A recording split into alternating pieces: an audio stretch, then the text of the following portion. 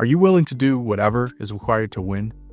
I mean, seriously, I know we all say we are, but it's not until you're actually faced with an impossible choice that you really find out what you're made of. I was recently having a conversation with my cousin Kristoff. He's the CEO of Spirit Vibe, which is a preeminent cheer music production company. He's someone that I hold massive respect for, and honestly, I wish we had more time to communicate on a more regular basis, but, hey, life.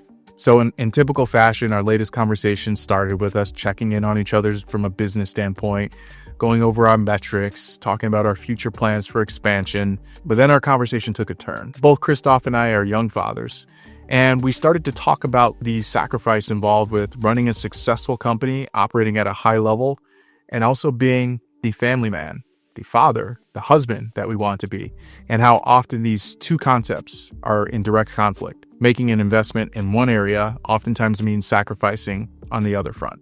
We realized that we both had shared desires to being more present at family events and just attending more of them, not only our immediate family, but cousins and other parts of the family as well.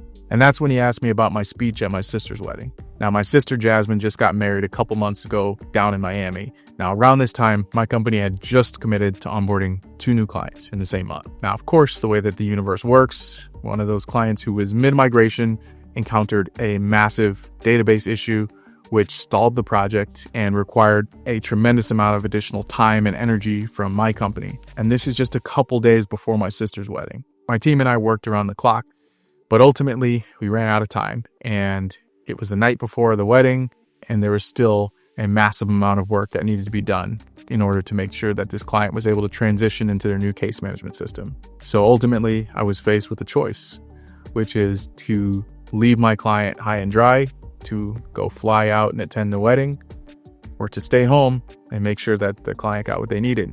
Talk about an impossible choice. But ultimately, I'm a man of my word, and I pride myself on always doing what I say and taking everything that I do to the finish line. So I had to pick the better of the two evils and make the decision not to attend my sister's wedding. So I stayed up all night working tirelessly, and honestly, I was ultimately able to get the job done that night. But the problem is I had already missed my scheduled flight, so there was no way for me to make it out there. Now, what I can only call divine intervention, at the last minute, I received a promotional email letting me know that a flight had just opened up and that the rate was also drastically reduced.